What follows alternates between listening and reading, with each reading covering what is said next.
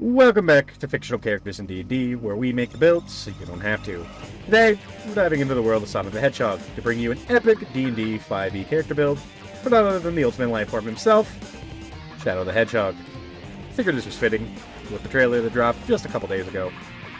So let's see how well we can bring his chaos into D&D. Y'all ready? Let's roll!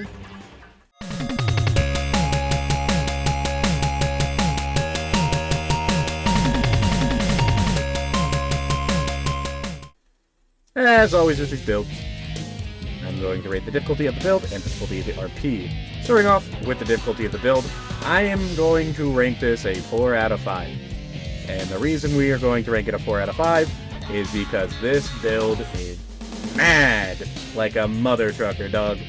For y'all that don't know, mad, it means we need a lot of our ability points to be high.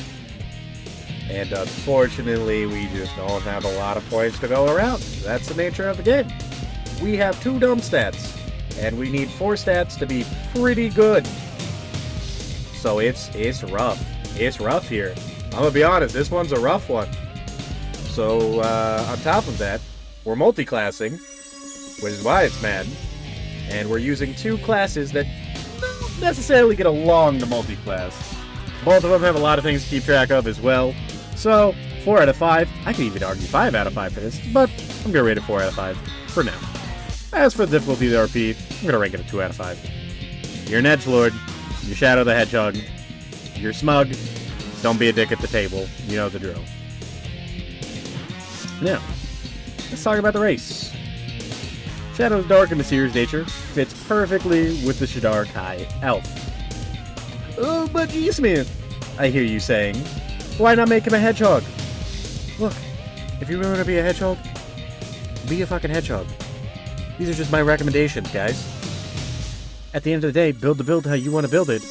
I'm just here to recommend it how I would build it. But the reason we're going Shadar Kai is because it's tied to the Shadowfell.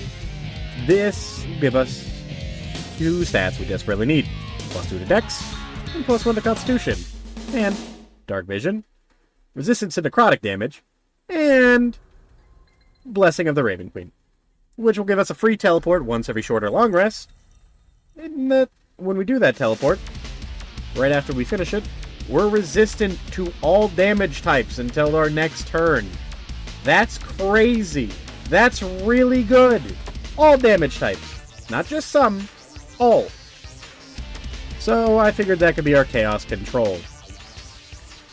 As for our background, we're going to go Urban Bounty Hunter.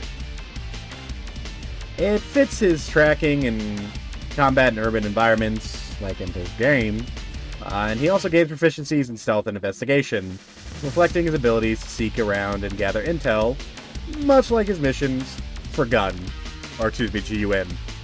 Now remember GUN? We don't talk about GUN anymore. Abilities and stats. That's what we're getting into next. And oh boy, it's a doozy. We are, as always, here to use the point buy system. By all means, feel free to roll it. However you do it, just use this guide as a loose template. And keep in mind, we are multi-classing, so you need a minimum of 13 and a couple stats for that. So, what are our stats looking like? Well, we're going to start with our strength. It's a dump stat. It's going to be an 8. Could you argue that we need strength in this build? Maybe a little bit. But it's just, we have so many other things that need the points that strength just gotta go. Speaking of the things that need the points, dexterity. We're going to make that a 14. With our racial bonus, we'll become a 16. We need a lot of speed. We're the speed man himself. One of the speed boys anyways, not the speed boy in fairness. Constitution, 13. With a +1 from a race, making it a 14. We need to be able to take a hit. Health needs to be a little higher. All that good stuff. Intelligence is going to be a 9. Why not an 8, you ask? We had 1 point left over, and I just figured put it in intelligence for funnies.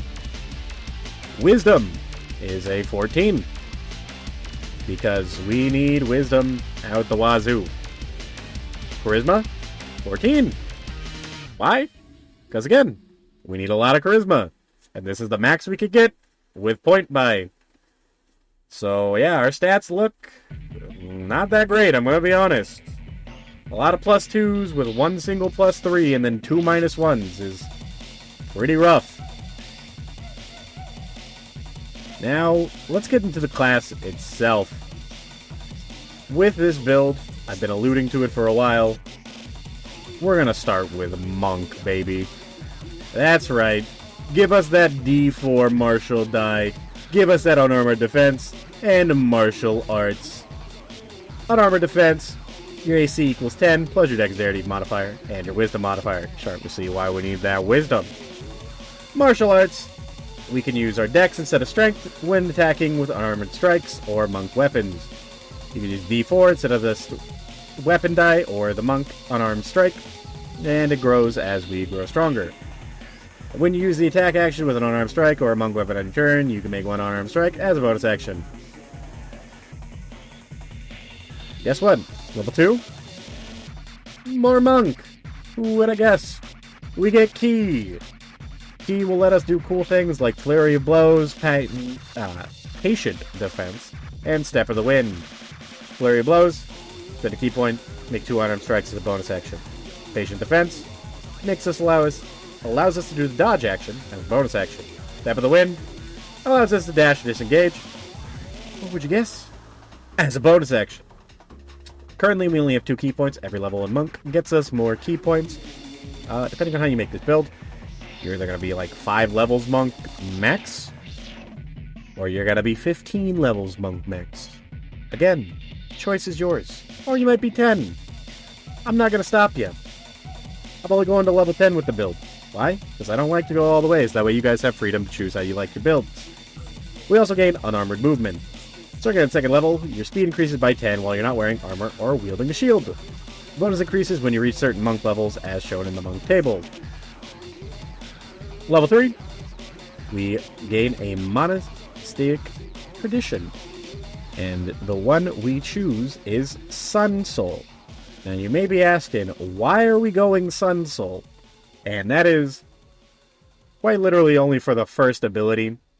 Maybe the level 11th ability if you really want to go all that way. I mean, that one's kind of on you if you really want to go that far with the build. But the level 3 ability, Radiant Sunbolt, is really good for us. You get a new attack option that you can use with the attack action.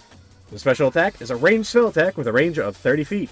You are proficient with it, and you add your dexterity modifier to attack and damage rolls.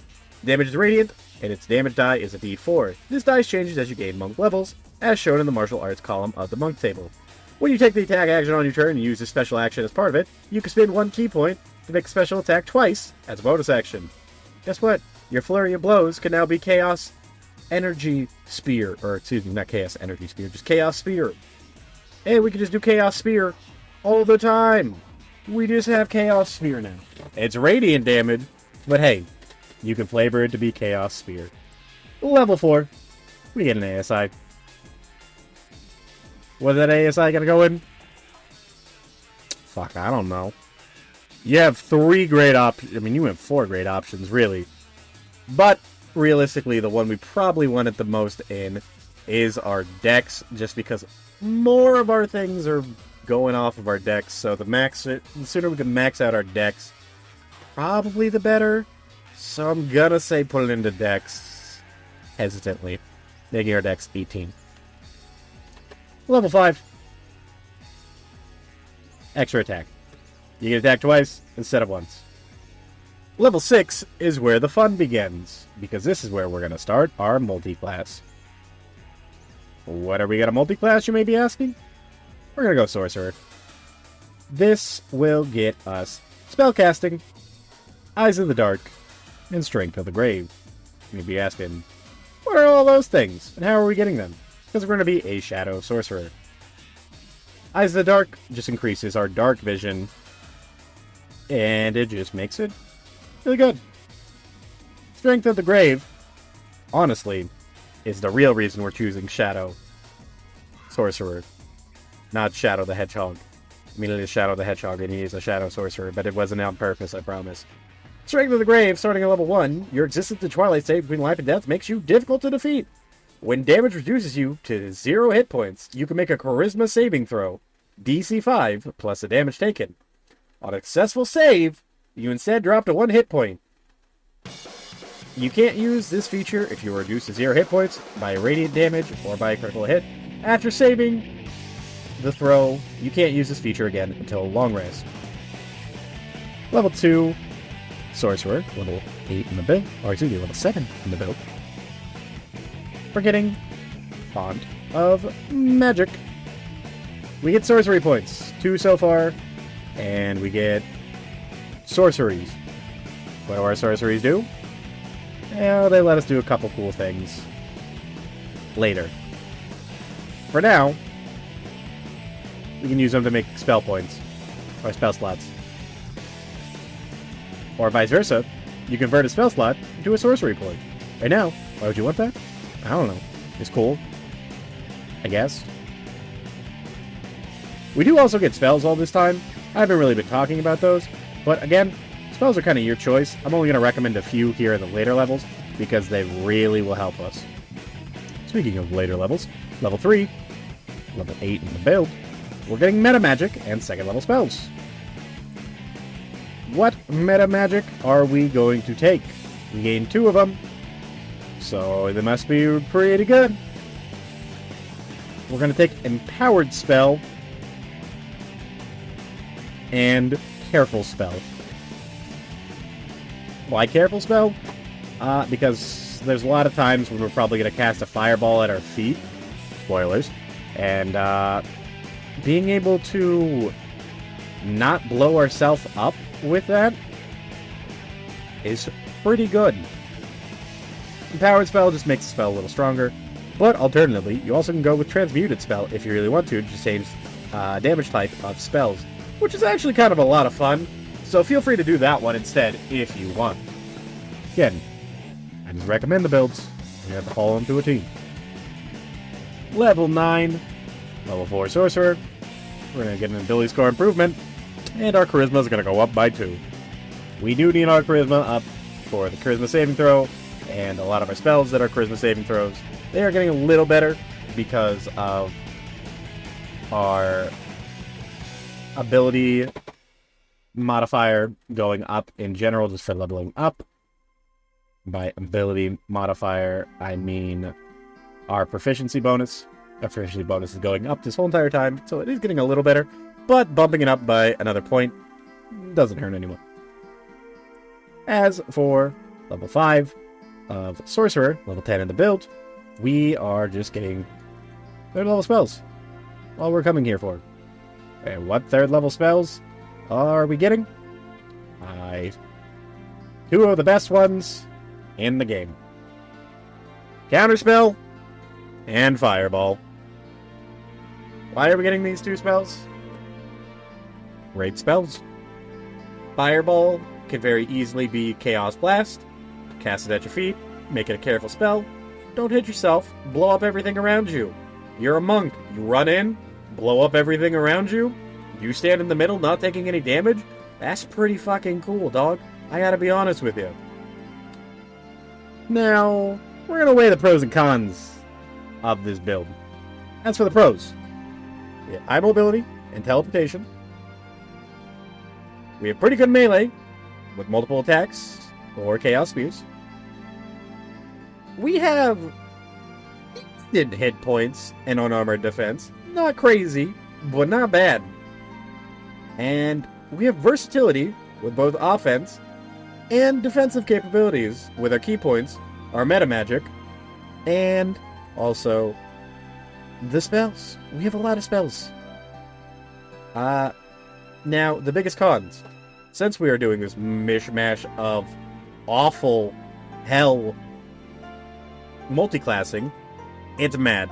It's a mad motherfucker, guys. It doesn't like having to need so many stats so high. So if you're rolling your dice, God help you, you better be rolling high. Hoping you get some good numbers there. Another thing, you got a lot of things to keep track of. You got key points, sorcery points, a lot of things that want to use your bonus action, certain things that can't use your bonus action if you didn't use a certain thing for your main action. You have spell slots, and just, it's a lot. It's a lot to keep track of. There is so many things to keep track of in this build, so many moving parts that you could get overwhelmed if you're a newer player. And then the biggest one of them all, because we're multi-classing, a lot of the bigger things of classes get left behind and are delayed. But overall, there you have it, guys. Shadow the Hedgehog brought to life in D&D. He has his Chaos powers, martial powers, his unyielding determination. He's the ultimate life form. As always, if you enjoyed this build, don't forget to like, subscribe, and hit that notification bell for more epic character builds. As always, leave your build cut recommendations in the comments, and I might make them. I can't promise anything. Until next time, though, stay speedy, heroes. See y'all next time. Farewell.